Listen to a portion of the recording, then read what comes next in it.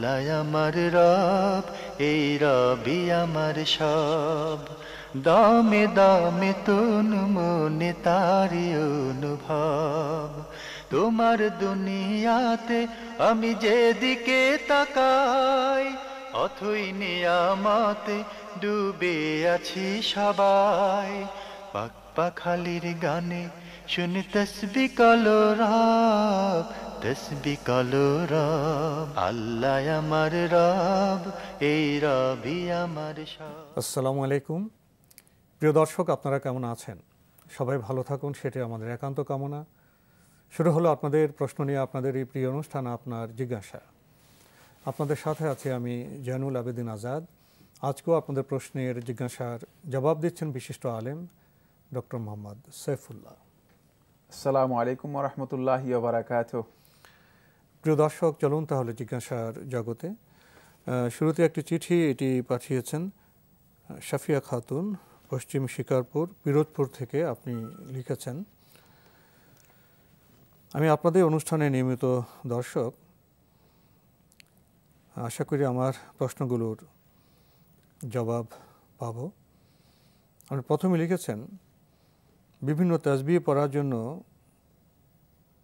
সানার তাসবিহ না দানার তাসবিহ না হাতের কর দিয়ে ভালো হয়, কোনটি জায়েজ?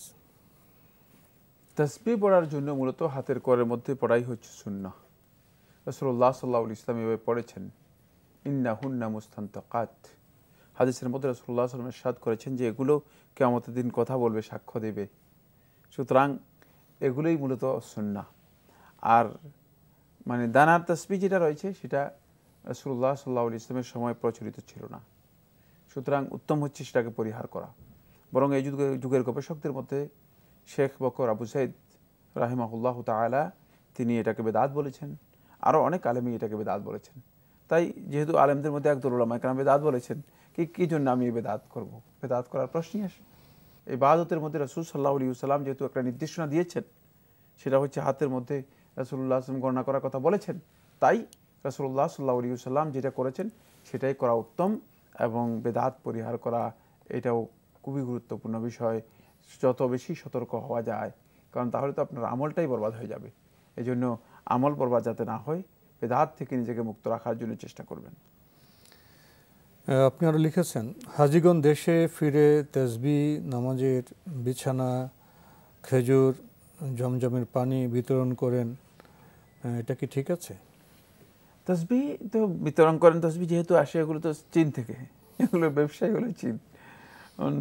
কারণ চাইনিজরা এটা জায়নামাজও চীন থেকে আসে, অন্য দেশ থেকে আসে। জায়নামাজ বিভিন্ন দেশ থেকে আসে, তবে তাসবিহ এগুলো চীন থেকে আসে এবং এটা ব্যাপকতা লাভ করেছে। তবে হাদিয়া হিসেবে মানুষদেরকে দেয়, উপহার দিতে পারে, অসুবিধা কিসে?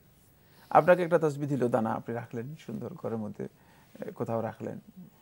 একটা জায়নামাজ দিল, আপনি মাঝে মধ্যে সেখানে সালাত আদায় করলেন। খেজুর তো ভালো জিনিস। আর খেজুর এবং জমজমের পানি সেটা তো ভালো জিনিস। জমজমের পানি আপনি নিয়ত করে ভালোর জন্য, সুস্থতার জন্য বিভিন্ন কারণে নিয়ত করে খেতে পারেন, পান করতে পারেন, সেটা জায়েজ। খেজুর উপহার দেন কিন্তু ভালো কাজই করে। জি জি। আর যখন উপহার দেবে সেটা নেওয়া তো একটা ভালো কাজ। হ্যাঁ, এইগুলো উপহার দিতে কোনো নিষেধ নেই। লিখেছেন, সব দোয়া দরুদ কি অজু ছাড়া পড়া যায়? অজু ছাড়া পড়লে অজুর মতো সওয়াব পাওয়া যাবে? যেমন অজুর সাথে দরুদ পড়লাম, অজু ছাড়া পড়লাম, এক হবে? সওয়াবকে একই পাবো? যে দোয়া, দরুদ, জিকির এগুলোর জন্য অজু শর্ত নয়। সুতরাং অজু ছাড়া পড়লে দরুদ যে অবস্থা, অজু সহ পড়লে একই অবস্থা। দুইটাই জায়েজ, দুইটার ফজিলত সমান, মর্যাদাও সমান। এটাকে আল্লাহ সুবহানাহু ওয়া তাআলা সহজ করে দিয়েছেন। এটা নামাজের বিধান, এর মধ্যে আসবে না। সুতরাং এই নামাজের বিধান যদি জিকিরের মধ্যে নিয়ে আসেন, অথবা দরুদের মধ্যে নিয়ে আসেন, অথবা দোয়ার মধ্যে নিয়ে আসেন, তাহলে বাড়াবাড়ি করলেন। এই বাড়াবাড়ি জায়েজ নেই, বরং এটাকে সহজ করা হয়েছে যাতে করে আল্লাহর বান্দাগণ সর্বাবস্থায় দোয়া করতে। ওয়াজকুরুনাল্লাহা কিয়ামান ওয়া কুউদান ওয়া আলা জুনুবিহিম। কোরআনের মধ্যে আল্লাহ তাআলা বলেছেন, আল্লাহ তাআলা জিকির করবে তারা কিয়ামান, দাঁড়িয়ে, কুউদান, বসে, ওয়া আলা জুনুবিহিম, এবং শুয়ে। সর্বাবস্থায় যাতে জিকির করতে পারে, সর্বাবস্থায় আল্লাহ রাব্বুল আলামিন জিকির করতে পারে, এবং সর্বাবস্থায় যাতে আল্লাহ রাব্বুল আলামিনের কাছে দোয়া করতে পারে। এই জন্য আল্লাহ সুবহানাহু ওয়া তাআলা এর জন্য কোনো ধরনের সুনির্দিষ্ট নিয়ম বেঁধে দেন নাই।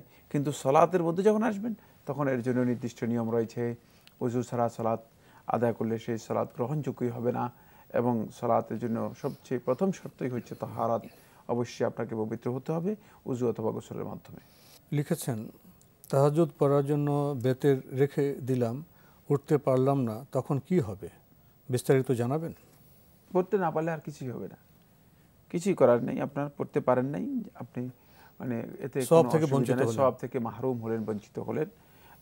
কিন্তু উত্তম হচ্ছে যেটা, সেটা হলো যদি এই ধরনের আশঙ্কা থেকে যায় তাহলে আপনি বেতের পরে নেওয়াটাই হচ্ছে উত্তম। যে আপনি উঠতে পারবেন কি পারবেন না, কিন্তু নিয়মিত উঠেন, একদিন উঠতে পারেন নাই, এতে কোনো অসুবিধা নেই। আপনি সেক্ষেত্রে মানে একটা কাজ করতে পারেন, সেটা হলো সেটা এই ইবাদতটাকে কন্টিনিউ করার জন্য আপনি দিনের বেলায় 4 রাকাত নফল নামাজ পড়ে নিতে পারেন। দিনের বেলায় 4 রাকাত নফল নামাজ পড়ে নিতে পারেন। এটা কন্টিনিউ করার জন্য এটা আপনার জন্য জায়েজ রয়েছে। আরও লিখেছেন, দরুদ শরীফ পড়ার পূর্বে কি বিসমিল্লাহ বলতে হবে? সকালে অনেক দোয়ার সাথে 11 বার দরুদ পড়ার কথা বলা হয়েছে, সেই সময় কি পড়তে হবে? দরুদ শরীফ পড়ার জন্য বিসমিল্লাহ পড়ার কোনো প্রয়োজন নেই। আর সকালে যে দোয়ার কথা বলেছেন তার মধ্যে 11 বার দরুদ শরীফ পড়তে হবে যে কথাটি বলেছেন, সেটাও কে বলেছে আমার জানা নেই। মূলত এই ধরনের কোনো বিষয় রাসূলুল্লাহ সাল্লাল্লাহু আলাইহি ওয়াসাল্লামের কোনো সহিহ হাদিসের মধ্যে আসেনি। এটি একেবারে আমাদের ব্যক্তিগত গবেষণা হতে পারে, অথবা কোনো আলেমের নিজস্ব ইজতিহাদ, কোনো আবেগ হতে পারে, কোনো আলেমের নিজস্ব ইজতিহাদ হতে পারে। নিজস্ব ইজতিহাদ মূলত ইবাদত হতে পারে না। ইবাদত হতে হলে অবশ্যই ইবাদতের জন্য কোরআন অথবা হাদিস থেকে সুস্পষ্ট দলিল থাকতে হবে, সুস্পষ্ট দলিল থাকতে হবে। হজ করতে গিয়ে যদি কেউ মারা যায়, মক্কার মাটি পেল, এর কি বিশেষ কোনো মর্তবা আছে? না, অতিরিক্ত কোনো মর্যাদা বা মর্তবা নেই। তবে মক্কা আল্লাহর ঘরের কাছে দাফন হলে যদি সত্যিকার ইমানদার ব্যক্তি হয়ে থাকে তাহলে এটা তার একটা মর্যাদার বিষয়। বাকি এর জন্য অতিরিক্ত ফজিলতের কোনো বিষয় রাসূলুল্লাহ সাল্লাল্লাহু আলাইহি ওয়াসাল্লাম হাদিসের মধ্যে বলেননি। লিখেছেন, ছেলেমেয়েরা তার পিতার সাথে কোনো মতেই পারছে না নামাজের পথে আনতে। যে পিতা নামাজ পড়ে না তার সাথে দুর্ব্যবহার করা যাবে না, কিন্তু সেই পিতার জন্য আপনাদের যতটুকু দরদ থাকা দরকার ততটুকু দরদ দিয়ে আপনারা চেষ্টা করুন তাকে সালাতের বিষয়টি বোঝানোর জন্য। কারণ তাকে এটা বোঝাতে হবে যে সালাত যদি আদায় না করেন তাহলে আপনি কুফরির মধ্যে রয়েছেন। যদি সে উপলব্ধি করতে পারে হয়তো সালাত আদায় করতে পারে, তবে অত্যন্ত কোমলভাবে, ভদ্রতার সাথে, নরমভাবে বারবার তাকে এই বিষয়গুলো যাতে করে সে উপলব্ধি করতে পারে যে না আমার সালাত আদায় করা দরকার, বোঝানোর জন্য চেষ্টা করুন ধৈর্যের সাথে। আর পাশাপাশি একটি কাজ, সেটা আপনাদের জন্য সবচেয়ে সহজ, সকলের জন্য সহজ, সেটা হলো ওই রব্বুল আলামিনের কাছে বারবার দরখাস্ত করা। হেদায়েতের মালিক তো তিনি। কুলুবুল ইবাদে বাইনা ইসবাইন মিন আসাবির রহমান, রাসূলুল্লাহ সাল্লাল্লাহু আলাইহি ওয়াসাল্লাম হাদিসের মধ্যে বলেছেন বান্দাদের অন্তরগুলো আল্লাহ সুবহানাহু ওয়া তাআলার 2 আঙ্গুলের মাঝখানে রয়েছে। ইউকাল্লিবুহা কাইফা ইয়াশা, আল্লাহ রাব্বুল আলামিন যেভাবে খুশি সেভাবে পরিবর্তন করে দেন। আপনি আমি কোনো পরিবর্তন আনতে পারবো না, কোনো পরিবর্তন আনার মতো ক্ষমতা আমাদের কাছে নেই। কিন্তু আল্লাহ সুবহানাহু ওয়া তাআলার কাছে এই দরখাস্ত যদি বারবার তুলে ধরেন যে রাব্বুল আলামিন এই আমার এই পিতাকে হেদায়েত দাও যেন তিনি সালাত আদায় করতে পারেন, যদি আল্লাহ সুবহানাহু ওয়া তাআলা গ্রহণ করে ফেলেন আপনার দরখাস্ত, তাহলে দেখবেন যে হঠাৎ করে দেখতে পাচ্ছেন যে আপনার পিতা সালাত আদায় করতেছে, যেটা আপনি তাকে বুঝাতে পারেন নাই সেটা এখন তিনি নিজেই বুঝতে পেরেছেন। এই জন্য বারবার আল্লাহ রাব্বুল আলামিনের কাছে দোয়া করুন এবং তাকে বোঝানোর জন্য চেষ্টা করুন। আমরা সুন্দরভাবে চেষ্টা করব, আল্লাহর কাছে দোয়া করব, এটা যোগফলে হয়তো আমরা সফলতা পেয়ে যেতে পারি। প্রিয় দর্শক, আমাদের বোন সাফিয়া খাতুন আরও লিখেছেন, এক অজুতে জোহর, আসর, মাগরিব, এশা পড়লে তাতে কি বিশেষ কোনো ফজিলত আছে? না, বিশেষ কোনো ফজিলত নেই। পড়তে পারেন, পড়া জায়েজ। বরং ফজিলত হচ্ছে প্রত্যেক সালাতের জন্য ভিন্ন ভিন্ন করে উজু করা, এটা হলো ফজিলত। মানে এক উজুতে আপনি যদি 5 ওয়াক্ত সালাত পড়েন এটা ফজিলতের কোনো কিছুই নেই, বরং জায়েজ বিষয়, শুধুমাত্র জায়েজ বিষয়। কিন্তু সুন্নাহ এবং হাদিস হচ্ছে নবী সাল্লাল্লাহু আলাইহি ওয়াসাল্লামের, নবী সাল্লাল্লাহু আলাইহি ওয়াসাল্লাম সালাতের জন্য উজু করতেন। মানে প্রত্যেক সালাতের জন্য উজু করাটা হচ্ছে ভালো, ওয়াক্তের জন্য আলাদা আলাদা উজু করাটা এটা উত্তম কাজ। কিন্তু উজু অনেক সময় মানে নানা কারণে হয়ে ওঠে না।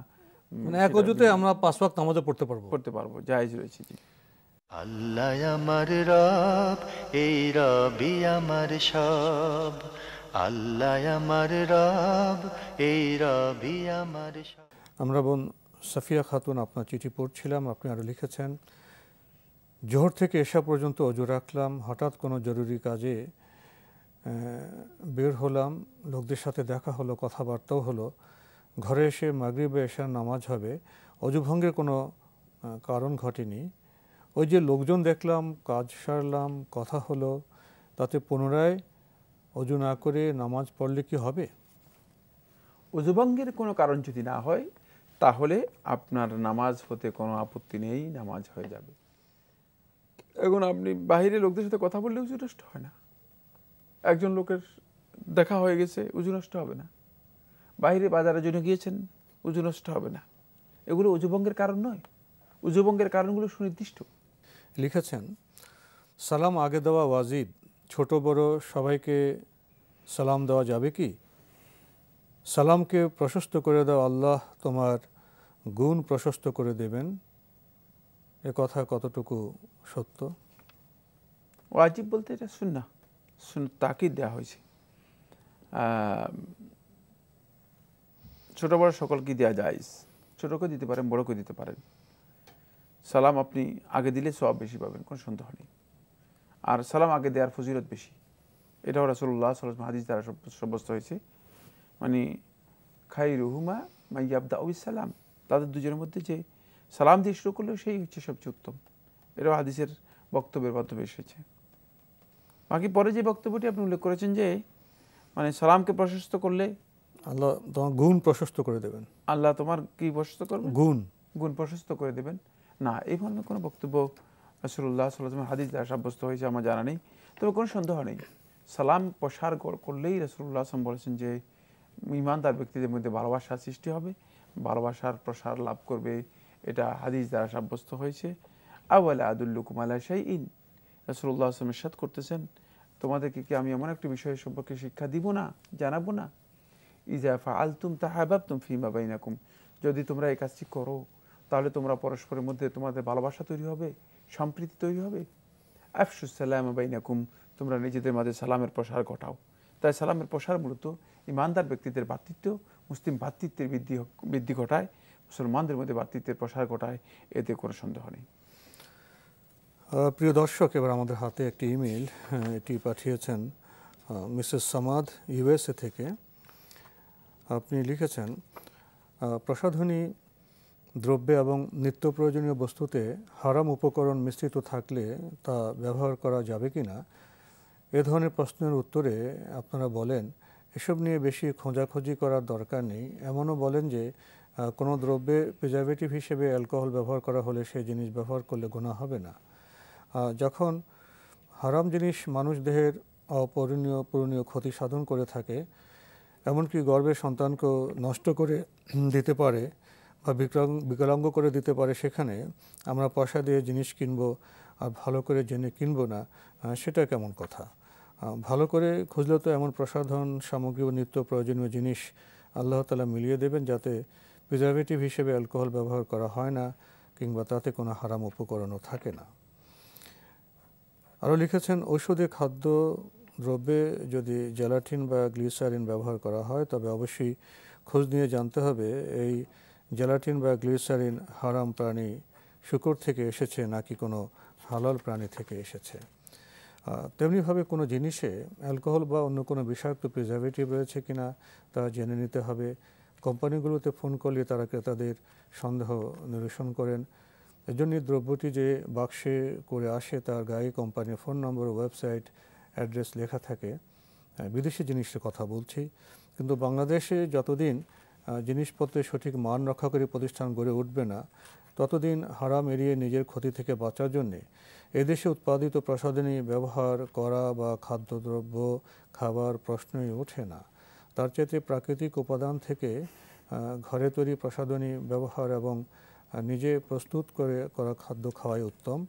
চায়না ও ভারতীয় পণ্যের বেলাও তো একই রকম সাবধানতা অবলম্বন করা উচিত, কারণ হারাম জিনিস অতি অল্প পরিমাণে ব্যবহার করা হলেও দিনের পর দিন তা জমে এমন পর্যায়ে চলে যায় যার ভয়াল ক্ষতি থেকে বাঁচার উপায় থাকে না, আর এটাই হচ্ছে আল্লাহ তাআলার কথা না শোনার শাস্তি।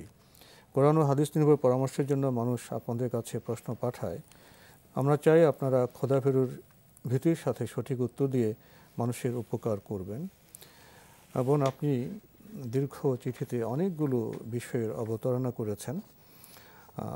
কতগুলো বিষয়ে আমরা আপনার সাথে সহমত প্রকাশ করতে পারি। যেমন আমরা হালাল জিনিস খাবো, আমরা ক্ষতিকর পণ্য খাদ্যদ্রব্য হোক প্রসাধন হোক সেটা আমরা কেন কিনব? যারা ভোক্তা তাদের সচেতনতা তাদের উপকারী আনবে, এসব বিষয়ে আমরা আপনার সাথে একমত। কিন্তু আপনি যে কিছু কথা আরও এখানে যোগ করেছেন যে বিদেশের ক্ষেত্রে ঠিকই বলেছেন, তাদের ফোন নাম্বার থাকে, ওয়েবসাইট অ্যাড্রেস থাকে এবং বস্তুর বিষয় আসে উল্লেখ থাকে, তো মানুষ তো সেটা দেখে পরখ করে কিনবে। এবং বাংলাদেশ প্রসঙ্গে আপনি বলেছেন যে যতদিন জিনিসপত্রের সঠিক মান রক্ষাকারী প্রতিষ্ঠান গড়ে উঠবে না, ততদিন হারাম এড়িয়ে নিজের ক্ষতি থেকে বাঁচার জন্য এদেশে উৎপাদিত প্রসাধন ব্যবহার করা বা খাদ্যদ্রব্য খাবার প্রশ্নই ওঠে না। এটা কি একটু বেশি হয়ে গেল না?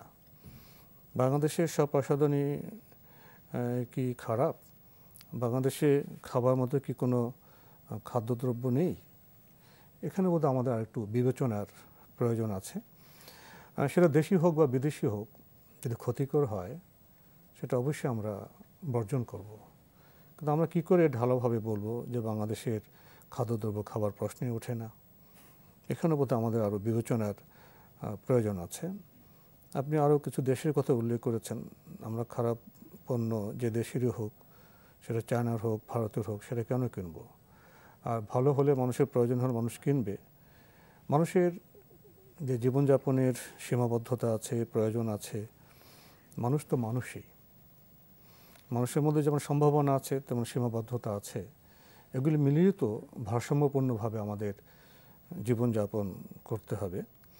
তো আপনি যেটা বলেছেন যে আমাদের খোদাভীতির সাথে কোরআন হাদিস নির্ভর পরামর্শের জন্য মানুষ প্রশ্ন পাঠায়, আমাদের সেভাবেই জবাব দিই। বোন এখানে আমরা আপনার সাথে একমত।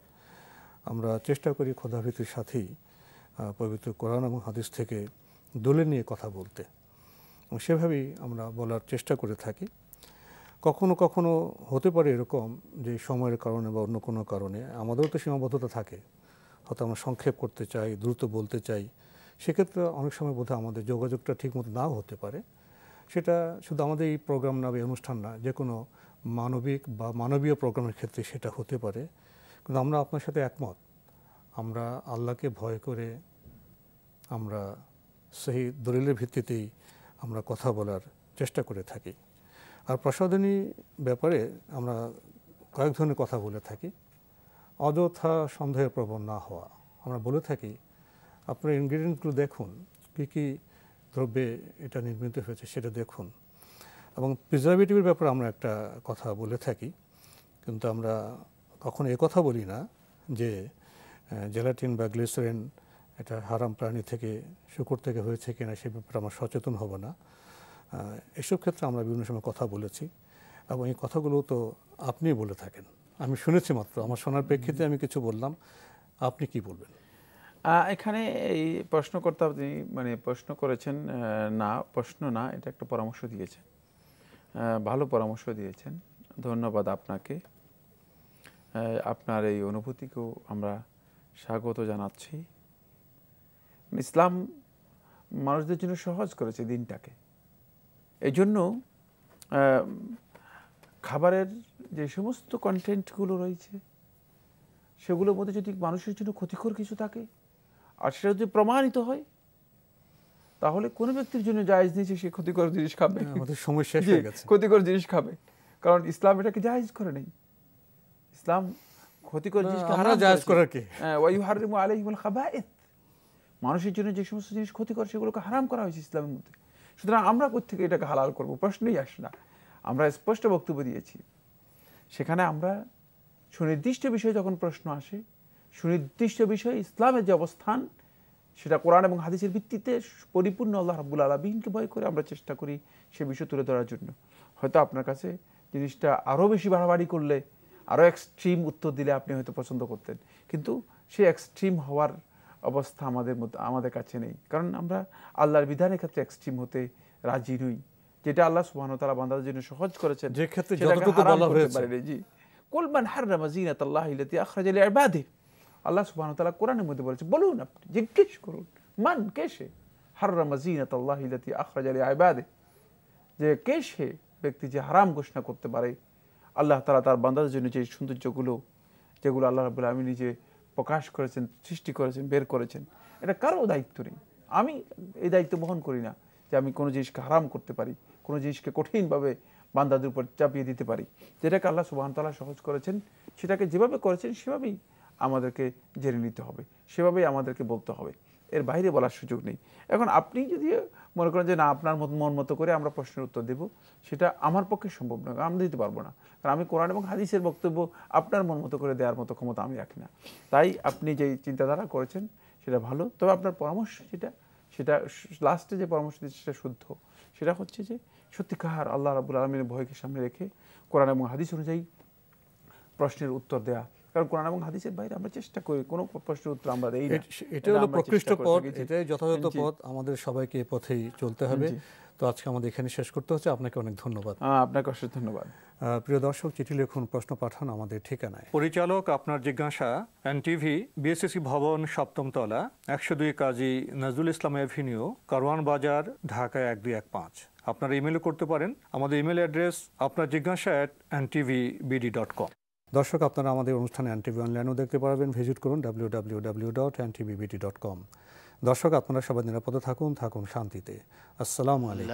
আমার রব, এই রবি আমার সব, দামে দামে তন মনে তারি অনুভব। তোমার দুনিয়াতে আমি যেদিকে তাকাই, অথই নিয়ামতে ডুবে আছি সবাই।